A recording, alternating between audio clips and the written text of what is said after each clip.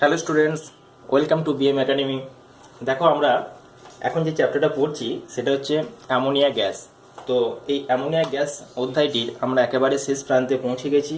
আমরা অ্যামোনিয়ার প্রস্তুতি করে ফেলেছি, অ্যামোনিয়ার বিক্রিয়াগুলো সম্পর্কে জেনে ফেলেছি। তো আজকের লাস্ট পার্ট যেটা এর, অর্থাৎ অ্যামোনিয়া শিল্প উৎপাদন সম্পর্কে আমরা আলোচনা করব। তো প্রথমেই হেডিং করব অ্যামোনিয়ার শিল্প উৎপাদন, অর্থাৎ যে পদ্ধতিতে বা যে উৎপাদনের মাধ্যমে অ্যামোনিয়াকে প্রচুর পরিমাণে উৎপাদন করা হয় এবং শিল্পে এই পদ্ধতি ব্যবহার করা হয় বা ফ্যাক্টরিতে এই পদ্ধতির মাধ্যমে অ্যামোনিয়া উৎপাদন করা হয়, প্রোডাকশন করা হয়। সেই জন্য এই পদ্ধতি হচ্ছে অ্যামোনিয়ার শিল্প উৎপাদন, এবং হেবার পদ্ধতির মাধ্যমে আমরা এই শিল্প উৎপাদন করব। তাহলে যে পদ্ধতিতে আমরা এই অ্যামোনিয়ার শিল্প উৎপাদন করব সেই পদ্ধতির নাম হলো হেবার্স প্রসেস বা হেবার পদ্ধতি। তাহলে নেক্সট আমরা হেডিং করলাম হেবার পদ্ধতি। ঠিক আছে, তো এখানে কি করা হয়, নাইট্রোজেন এবং হাইড্রোজেন একে অপরের সাথে যুক্ত হয় এবং তৈরি হয় অ্যামোনিয়া। যে অ্যামোনিয়া তৈরি হয় সেটিও হলো গ্যাস, নাইট্রোজেনও গ্যাস এবং হাইড্রোজেনও গ্যাস। এবং এই বিক্রিয়াটি একটি উভমুখী বিক্রিয়া বা রিভার্সিবল প্রসেস, তাই তো। আর এটাকে যদি আমরা ব্যালেন্স করতে চাই, আমরা জানি, দেখো ব্যালেন্সের ক্ষেত্রে কি করতে হয়, ধাতু তো এখানে নেই, তাহলে অধাতু রয়েছে নাইট্রোজেন, দেখো এখানে N2 আছে, তাহলে এখানে আমরা 2 বসিয়ে দিলাম। আচ্ছা, তাহলে হাইড্রোজেন ব্যালেন্স করতে হবে, 2 3 6, তাহলে এখানে 3 বসালাম।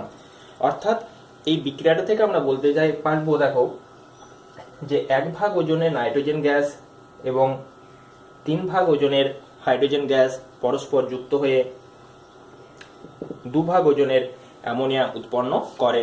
অর্থাৎ এখানে নাইট্রোজেন এবং হাইড্রোজেন কি অনুপাতে বিক্রিয়া করছে, 1:3 অনুপাতে। তাহলে আমরা লিখতে পারি যে N2 ও H2 1:3 অনুপাতে। অবশ্যই এই অনুপাতটা হবে আয়তনগত অনুপাত, যেহেতু এরা দুটোই হলো নাইট্রোজেন এবং হাইড্রোজেন উভয়ই হচ্ছে গ্যাস। ঠিক আছে, তাহলে আমরা একটু ভালো করেই লিখে দিই 1:3 আয়তনগত অনুপাতে বিক্রিয়া করে। অর্থাৎ হেবার্স পদ্ধতি যখন আমরা পড়ব তখন বিক্রিয়ক হিসেবে নেব নাইট্রোজেন এবং হাইড্রোজেন। আমাদের জানতে হবে যে এই বিক্রিয়াটা যখন ঘটে তখন কিন্তু এখানে প্রচুর পরিমাণ হিট নির্গত হয়, প্রায় 22.4 কিলো ক্যালোরি তাপ এর থেকে নির্গত হয়। অর্থাৎ এটি একটি তাপমুচি বিক্রিয়া। তাহলে যখন এই বিক্রিয়াটা ঘটবে প্রচুর পরিমাণে তাপ উৎপন্ন হবে, এটা হচ্ছে বেসিক জিনিস। তাহলে একটা জিনিস লক্ষ্য করে দেখো যে যেহেতু এখানে প্রচুর পরিমাণ তাপ উৎপন্ন হচ্ছে বিক্রিয়াটাতে এমনিতেই, তাই আমাদের এখানে খুব বেশি পরিমাণ তাপ দেওয়ার কিন্তু প্রয়োজন নেই। ঠিক আছে, তাই বিক্রিয়াটি সাধারণভাবে কম তাপমাত্রার মধ্যে করা হয়। কিন্তু যদি তাপমাত্রা আবার খুব কমে যায় তাহলে আবার নাইট্রোজেন এবং হাইড্রোজেন পরস্পর বিক্রিয়া করবে না। সেই জন্য এটা মাঝামাঝি তাপমাত্রা, ঠিক আছে, যে তাপমাত্রাটা পুরোপুরিভাবে এই উৎপাদনটা করার জন্য সেট করে নেওয়া হয়েছে সেটা হলো 500 ডিগ্রি সেন্টিগ্রেড থেকে 550 ডিগ্রি সেন্টিগ্রেড তাপমাত্রায় বিক্রিয়াটি ঘটানো হয়।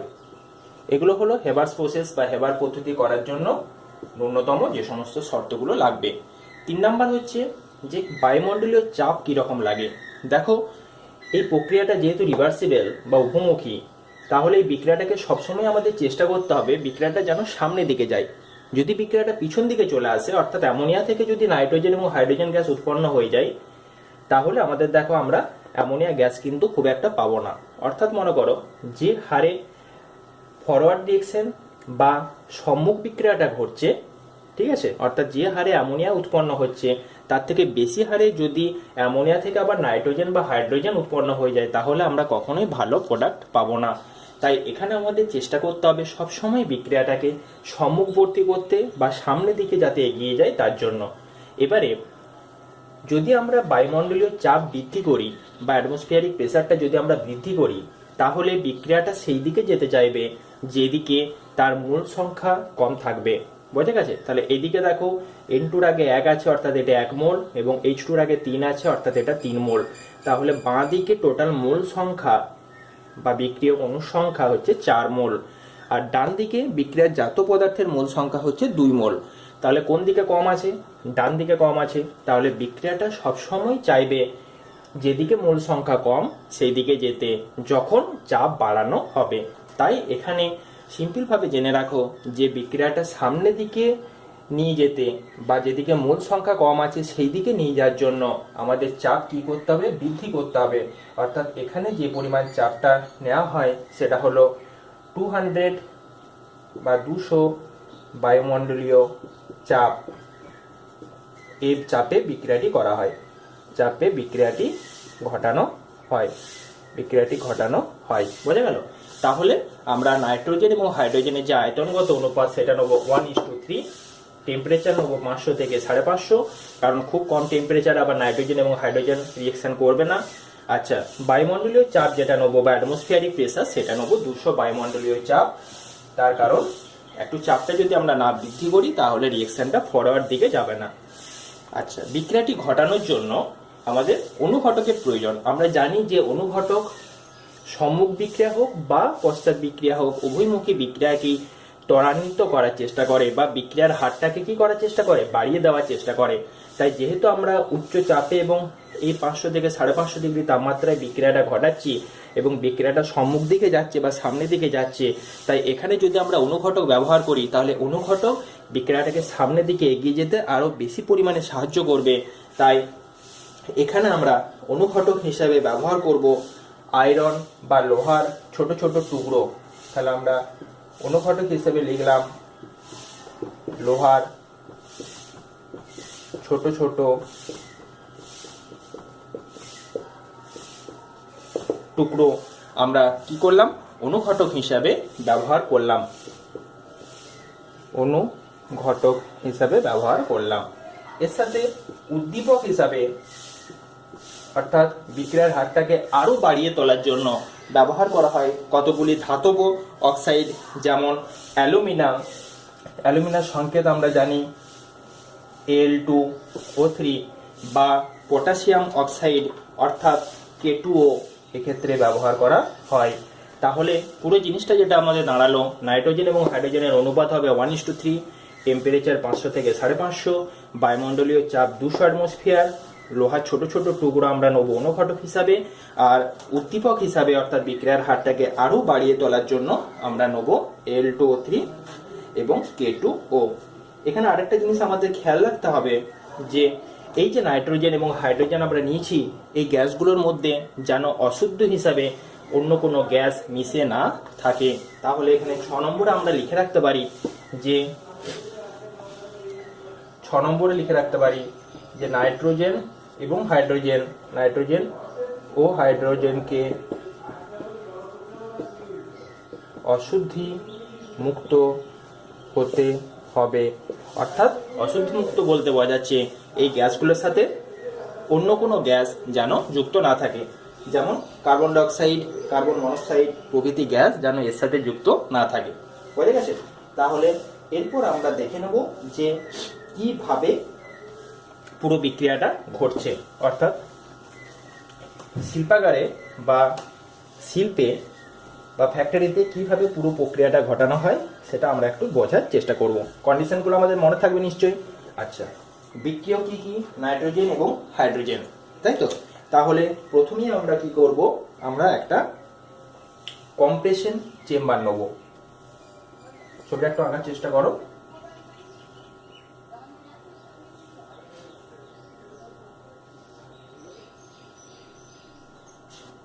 হয়েছে? আচ্ছা,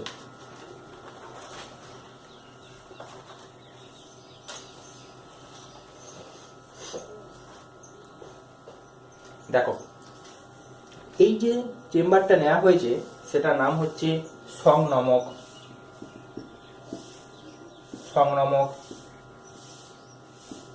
চেম্বার বা কম্প্রেশন চেম্বার। ক্লিয়ার? আচ্ছা, এর মধ্যে কি করব আমরা, এই দিক দিয়ে নাইট্রোজেন প্রবেশ করালাম আর এই দিক দিয়ে হাইড্রোজেন প্রবেশ করালাম। এটিও গ্যাস, এটিও গ্যাস। এগুলো কোথায় প্রবেশ করলো? সংক্রামক চেম্বারে প্রবেশ করলো বা কম্প্রেশন চেম্বারে প্রবেশ করলো। অর্থাৎ কম্প্রেশন বলতে বোঝাচ্ছে এখানে অত্যধিক চাপে গ্যাসগুলো কি করা হবে, অত্যধিক চাপে বা এখানে যে পরিমাণ আমরা চাপটা ব্যবহার করব 200 বায়ুমণ্ডলীয় চাপ বা 200 অ্যাটমসফিয়ারিক চাপ এর মধ্যে থাকবে এবং এটিকে উচ্চ চাপের মধ্যে সংক্রামক চেম্বারের মধ্যে রাখা হলো। এইবার এটিকে অপর একটি প্রকোষ্ঠের সাথে যুক্ত করা হলো। বোঝা গেছে? আচ্ছা, এটিকে বলা হয় বিক্রিয়া প্রকোষ্ঠ। এই যে প্রকোষ্ঠটা বা এই যে চেম্বারটা, এটার নাম আমরা লিখলাম বিক্রিয়া প্রকোষ্ঠ। ক্লিয়ার? আচ্ছা, এই বিক্রিয়া প্রকোষ্ঠের মধ্যে আমরা কি করলাম, যে তাপমাত্রা 500 ডিগ্রি সেন্টিগ্রেড থেকে 550 ডিগ্রি সেন্টিগ্রেড তাপমাত্রা ফিট করলাম। অনুঘটক হিসেবে দিলাম লোহার ছোট ছোট চূর্ণ, আয়রন লিখলাম Fe, এবং উদ্দীপক হিসেবে আমরা দিলাম L2O3 বা কেটিও, যে হোক একটা দিলেই হবে এখানে। বোঝা গেছে? আচ্ছা, এবার কি করলাম না, এই তাপমাত্রাটা আমরা ইলেকট্রিকের মাধ্যমে আমরা এই তাপমাত্রাটা দিতে পারি, ইলেকট্রিক চুল্লির মাধ্যমে আমরা দিতে পারি। ইলেকট্রিক তাপ দেওয়া হলো। বোঝা গেছে? অর্থাৎ ইলেকট্রিকের সাহায্যে এই তাপমাত্রাটা ফিক্সড করা হলো। তাহলে এখানে কি হবে, বিক্রিয়া ঘটবে এবং বিক্রিয়া ঘটার পর এখানে গ্যাস উৎপন্ন হবে। অর্থাৎ এখানে যে গ্যাসগুলো উৎপন্ন হবে সেই গ্যাসের মধ্যে থাকবে নাইট্রোজেন, হাইড্রোজেন এবং অ্যামোনিয়া। তিনটে গ্যাসই কিন্তু থাকবে। কেন থাকবে? দেখো, এটা উভমুখী বিক্রিয়া। অর্থাৎ যেহেতু উভমুখী বিক্রিয়া, যে কোনো মুহূর্তেই আমরা দেখি না কেন, যেমন সেখানে নাইট্রোজেন এবং হাইড্রোজেন থাকবে, ঠিক তেমনি অ্যামোনিয়া গ্যাসও কিন্তু বর্তমান থাকবে। শুধু অ্যামোনিয়া কিন্তু এখানে থাকবে না, সাথে সাথে নাইট্রোজেন এবং হাইড্রোজেনও থাকবে, যেহেতু উভমুখী বিক্রিয়া। অর্থাৎ যখন শুধুমাত্র N2 এবং H2 থেকে যখন অ্যামোনিয়া যেমন প্রস্তুত হচ্ছে, ঠিক সেই মুহূর্তে কিছু পরিমাণ নাইট্রোজেন এবং হাইড্রোজেনও উৎপন্ন হচ্ছে। তাই যে কোনো মুহূর্তেই আমরা বিক্রিয়াটা দেখি না কেন, অ্যামোনিয়া পরিমাণ যেমন থাকবে, অল্প পরিমাণ নাইট্রোজেন এবং হাইড্রোজেনও সেখানে থাকবে। তাহলে এই যে গ্যাসগুলো থাকবে এখানে, এই গ্যাসগুলো থাকবে নাইট্রোজেন গ্যাস, হাইড্রোজেন গ্যাস এবং অ্যামোনিয়া গ্যাস। এইবার অ্যামোনিয়া গ্যাসকে কি করব আমরা, এখানে ঘনীভবন করব। ঠিক আছে? তাহলে আমরা এটা লিখতে পারি ঘনীভবন প্রকোষ্ঠ। ঘনীভবন প্রকোষ্ঠ। এখানে কি হবে, নাইট্রোজেন এবং হাইড্রোজেন এবং অ্যামোনিয়া গ্যাস, তিনটে গ্যাস প্রবেশ করা সত্ত্বেও অ্যামোনিয়া গ্যাসটি তরলে পরিণত হবে। কারণ আমরা জানি যে নাইট্রোজেন এবং হাইড্রোজেনের তুলনায় অ্যামোনিয়া গ্যাস সহজেই তরলে পরিণত হয়। বোঝা গেছে? তাহলে আমরা কি করলাম, এই যে উত্তপ্ত তিনটে গ্যাস এখানে এলো, এটাকে আমরা কি করলাম, ঠান্ডা করলাম বা ঘনীভবন করলাম। ঘনীভবন করলে আমরা এখানে পেয়ে গেলাম তরল অ্যামোনিয়া। ক্লিয়ার? এই তরল অ্যামোনিয়াটা এখানে আমরা সংগ্রহ করে নিলাম। এদিক থেকে বেরিয়ে গেল তরল NH3, এটিকে সংগ্রহ করা হলো। বোঝা গেছে? তাহলে তরল অ্যামোনিয়া আমরা এদিকে সংগ্রহ করলাম। এখন দেখো, ঘনীভবন করলেও অ্যামোনিয়া তরলে পরিণত হলেও নাইট্রোজেন বা হাইড্রোজেন কিন্তু হয় না। তাই নাইট্রোজেন এবং হাইড্রোজেনকে কি করা হয়, আচ্ছা এখানটা একটু মুছে দিই। এই নাইট্রোজেন এবং হাইড্রোজেনকে কি করা হয়, আবার এই চেম্বার থেকে বের করে নিয়ে চলে আসা হয়। তাহলে এটা লিখে দিই একবার, ঘনীভবন প্রকোষ্ঠ। বোঝা গেছে?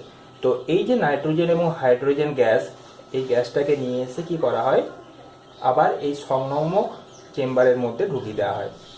ঠিক আছে? তাহলে পুরো বিক্রিয়াটা আবার চক্রাকারে চলতে থাকে। অর্থাৎ বিক্রিয়াটা সঙ্গে সঙ্গে স্টপ হয়ে যায় না বা নাইট্রোজেন এবং হাইড্রোজেন গ্যাসের পরিমাণটা নষ্ট হয় না।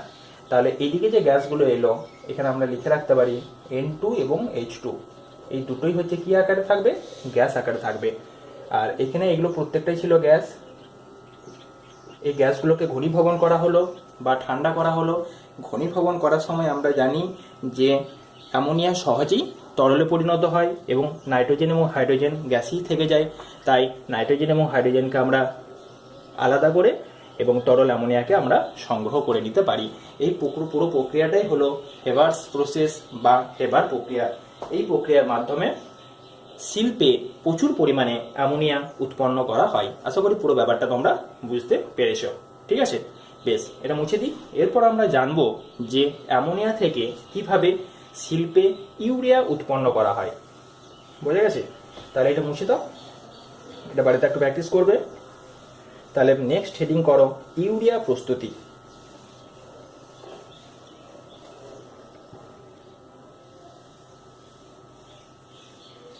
তাহলে নেক্সট হেডিং হবে আমাদের ইউরিয়া শিল্প উৎপাদন কোথা থেকে? অ্যামোনিয়া থেকে। তাহলে লিখি এখানে ইউরিয়ার শিল্প উৎপাদন। বোঝা গেছে?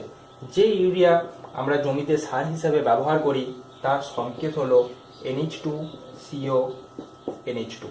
ক্লিয়ার? NH2CO NH2। তো এটা কিভাবে করা হয়? একই রকম প্রসেস। এই যে তরল অ্যামোনিয়া, এই অ্যামোনিয়াকে কি করা হয়? কার্বন ডাই অক্সাইডের উপস্থিতিতে বা কার্বন ডাই অক্সাইডের সাথে বিক্রিয়া ঘটিয়ে প্রথমে তৈরি করা হয় অ্যামোনিয়াম কার্বামেট। বোঝা গেছে? অর্থাৎ যার সংকেত হবে NH2COO NH4। হয়েছে? এই বিক্রিয়াটা যদি আমরা একটু ব্যালেন্স করে নিই তাহলে এখানে আসবে 2NH3 প্লাস CO2 সমান হচ্ছে NH2COO NH4। এটিও হলো একটি উভমুখী বিক্রিয়া। তাই এখানেও কি হয় না, যে চাপ রাখা হয় উচ্চ বায়ুমণ্ডলীয় চাপ, এখানে প্রায় 175 বায়ুমণ্ডলীয় চাপ ব্যবহার করা হয় এবং তাপমাত্রা একটু কম রাখা হয়, প্রায় 180 ডিগ্রি সেন্টিগ্রেড বা 178, বা এটা 180 লিখতে পারো। প্রায় 180 ডিগ্রি সেন্টিগ্রেড তাপমাত্রায় 175 অ্যাটমসফিয়ার চাপে অ্যামোনিয়া কি করা হয়? তরল অ্যামোনিয়া। এই অ্যামোনিয়াটা যে অ্যামোনিয়া আমরা সংগ্রহ করলাম সেই অ্যামোনিয়া কার্বন ডাই অক্সাইডের সাথে বিক্রিয়া করে তৈরি হয় অ্যামোনিয়াম কার্বানেট। এর নামটা লিখে নিচ্ছি, অ্যামোনিয়াম কার্বামেট। এটি তৈরি করা হয়। এটিও একটি উভমুখী বিক্রিয়া। পরবর্তীকালে এই যৌগটি অস্থায়ী যৌগ হওয়ায় এটি বিয়োজিত হয় এবং বিয়োজিত হয়ে ইউরিয়াতে পরিণত হয়। এখান থেকে তৈরি হয় NH2CO NH2 এবং এখান থেকে জল বেরিয়ে যায়। বোঝা গেছে? তাহলে এখানে যে প্রসেসটা আমাদের দাঁড়ালো খুব সিম্পল। যদি বলা হয় যে কিভাবে ইউরিয়া আমরা প্রস্তুত করব, আমরা তরল অ্যামোনিয়া নেব, তার সাথে কার্বন ডাই অক্সাইডের বিক্রিয়া ঘটাবো। বিক্রিয়াটি উভমুখী বিক্রিয়া এবং 175 ATM অর্থাৎ একটা উচ্চ বায়ুমণ্ডলীয় চাপে 175 থেকে 180 ডিগ্রি সেন্টিগ্রেড তাপমাত্রায়। তোমরা মনে রাখার সুবিধার জন্য এটা 175ও লিখতে পারো, দুটোই সেম মনে থাকবে। কি তৈরি হয়? অ্যামোনিয়াম কার্বামেট অর্থাৎ দ্রুত যৌগ তৈরি হয়। যৌগটি অস্থায়ী হয়, এটি বিয়োজিত হয়ে বা ভেঙে গিয়ে কি হয়? ইউরিয়া উৎপন্ন করে এবং জল উৎপন্ন হয়। এবার কি হয় না, এটাকে যদি আমরা স্টিমের সাহায্যে বাষ্পীভবন করি তাহলে জলটা কি হবে? বাষ্পীভূত হয়ে চলে যাবে, বাষ্পীভূত হয়ে উড়ে যাবে। কি করলে? যদি আমরা এটাকে হিট দিই বা তাপ দিই বা বাষ্পীভূত করি, আর পড়ে থাকবে কি? ইউরিয়া। এইভাবে ইউরিয়াটাকে আমরা সহজেই শুষ্ক ইউরিয়াকে আমরা সংগ্রহ করে নিতে পারবো। এর ব্যবহার কি রয়েছে না, এর ব্যবহার হিসাবে যদি আমরা লিখি তাহলে আমরা ব্যবহারগুলো যদি লিখি তাহলে 1 নম্বর হচ্ছে সর্বপ্রথম ব্যবহার, যেটা এই জমিতে সার হিসাবে ব্যবহৃত হয় এবং এই সারটি হচ্ছে নাইট্রোজেন ঘটিত সার। ঠিক আছে? তাহলে নাইট্রোজেন ঘটিত জৈব সার হিসাবে ইউরিয়া ব্যবহার করা হয় এবং এটি হলো প্রথম নাইট্রোজেন ঘটিত জৈব সার। বোঝা গেছে? বা নাইট্রোজেন ঘটিত সার। 2 নম্বর কি না, এটাকে আরো কিছু উৎপাদনে ব্যবহার করা হয়, যেমন ওষুধ প্রস্তুতিতে, কালাজ্বর ও ঘুমের ওষুধ প্রস্তুতিতে। তাহলে 2 নম্বর আমরা লিখতে পারি ঘুমের ওষুধ প্রস্তুতিতে এটি ব্যবহার করা হয়। এছাড়াও এটি নাইট্রোসেলুলোজ এবং প্লাস্টিক প্রভৃতি উৎপাদনও এটি ব্যবহার করা হয়। নাইট্রোসেলুলোজ বা প্লাস্টিক প্রভৃতি উৎপাদনও ব্যবহার করা হয়। তাহলে এগুলো আর লিখছি না। তাহলে 1 নম্বর হচ্ছে জমিতে সার হিসেবে ব্যবহৃত হয়, 2 নম্বর নাইট্রোসেলুলোজ বা প্লাস্টিক প্রভৃতি উৎপাদনে ব্যবহৃত হয়, আর 3 নাম্বার লিখতে পারো কালাজ্বর বা ঘুমের ওষুধ প্রস্তুতিতে ইউরিয়ার ব্যবহার রয়েছে। অধ্যায়টা এখানেই শেষ হলো। অ্যামোনিয়া গ্যাস পুরোটা আমরা জানলাম, ডিটেলসেই জানলাম। তোমরা বাড়িতে এরপর টেক্সট বইটা পড়বে, তাহলে আশা করি আরও ব্যাপারটা তোমাদের কাছে ক্লিয়ার হবে। এবং অবশেষে কি করবে না, টেক্সটের শেষে যে অনুশীলনী প্রশ্ন উত্তরগুলো দেওয়া আছে সেই প্রশ্নগুলো নিজেরা সলভ করার চেষ্টা করবে। ঠিক আছে, এরপর আমরা অন্য কিছু একটা শুরু করব। ঠিক আছে, সেই ভিডিও তোমরা পাবে। ওকে, থ্যাংক ইউ।